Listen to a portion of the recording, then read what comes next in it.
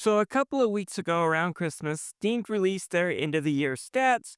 They show games you played on Steam, how long you played them, what months you played them, and what percentage of the month's playtime you played on Steam goes to them.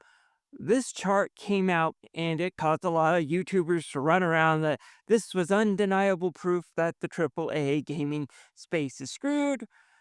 I'm telling you here, they're misreading the data, and this data set is completely bad, folks. So here's the argument. Only 15% of the time the Steam community in 2024 was spent playing games that were published on Steam in 2024. Now you're thinking, wow, no one is playing new games. The market must be flopping. And the end of gaming is nigh. But here's the truth, folks. These Steam stats, you can go back to previous years. So I went back in time to 2023. How much time in 2023 did Steam players spend playing games published in 2023? That number is only 9%, which is 6% less from 2023 to 2024. With that said, it's a 2% drop from 2022 when it was 17% that were played in 2022 with games published in 2022. I can't go back further because Steam did not start doing this until 2022. But what does that tell me?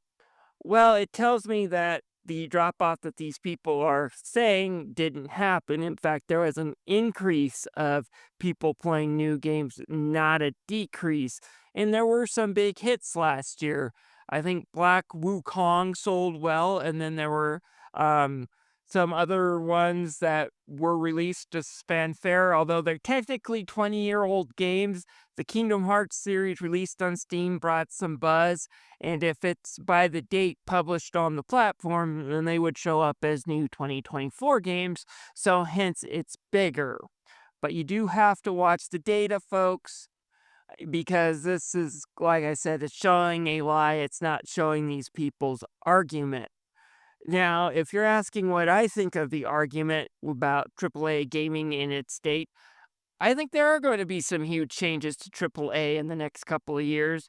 And there are a lot of companies that deserve slash need to do these changes. Yes, it's too expensive to make games really big, really grand in 4K, and gamers aren't going to pay for set that $70, not with the inflation on everyday items. On top of that, there are so many times and occurrences that they're just not giving us a game worth $70 on day one. You spend $70 for a day one game, you spend $70 to be a beta tester for the game, oftentimes. And you have microtransactions and pay to win strategies, and now being forced into watching or seeing things due to DEI reasons that most gamers don't want to play or really be associated with. And I think it's really hurting their bottom line. It's important to realize I don't actively boycott these companies, nor am I calling for that. But a lot of companies that are hurting right now, like Ubisoft, like Warner Brothers Games, they haven't created anything I'd like to play or cover on my YouTube channel since 360 and PS3 were relevant. Although with WB, Hogwarts Legacy may be an exception. I do have that game.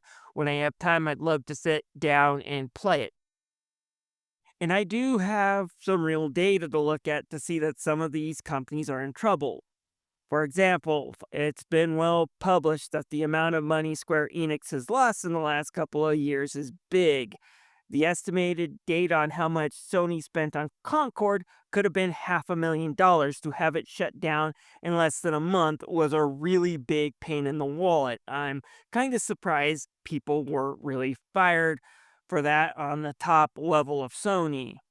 The fact that WB Gaming made a bunch of money with Hogwarts Legacy and then squandered it on Suicide Squad, because Suicide Squad was only on sale for a couple of bucks last Christmas, tells me that game's ecosystem is not healthy. The fact that Ubisoft has had two big duds in the last year, one was Skull and Bones and the other is a Star Wars game no one played because it was buggy, and the fact that the main character was not aesthetically pleasing. And the fact that if the next Assassin's Creed game does not sell well, they may be starting to sell off assets to stay afloat, aka IP. And the way they've marketed and have done this Assassin's Creed game so far, it's gonna be a tight sell. I'm not going to be one to say, "Oh, it's going to bomb," because they said the same thing about Hogwarts Legacy, and the controversy around it actually got people to play. It was a good game, and they reaped huge sales numbers. It just depends. If Ubisoft makes a game that honors the history, it's historical fiction, so they can bend it, but honors and looks like they've actually did some historical reference points, drops a lot of ESG and the DEI, and focuses on pleasing the player. I believe they could turn it around. And also, if they release the game fully functional on day one. But when has Ubisoft ever released a game fully functional on day one that didn't require 2 weeks of waiting and then a gigabit patch that was almost as big as the core game? I mean, they do it all the time. They can't afford to do it this time. So I'm going to be very interested to see how this goes down. Anyways, basically saying, though, this pie chart released by Steam is not a good number to look at. And I should note that this is a percent of Steam time. It did not show the actual time that users spent playing each of these as a group, just the percent. Steam user base could have grown or could have shrunk in that time. If more people played in 2023 than did in 2024, then that 9% might still actually be a bigger number when it comes to actual time played in those new games. Anyways, this is just bad data and does not show that there's a problem with AAA selling itself on Steam. I encourage instead to take a look at things like these company stock prices, these company sales numbers, how much money did the company sink in the game.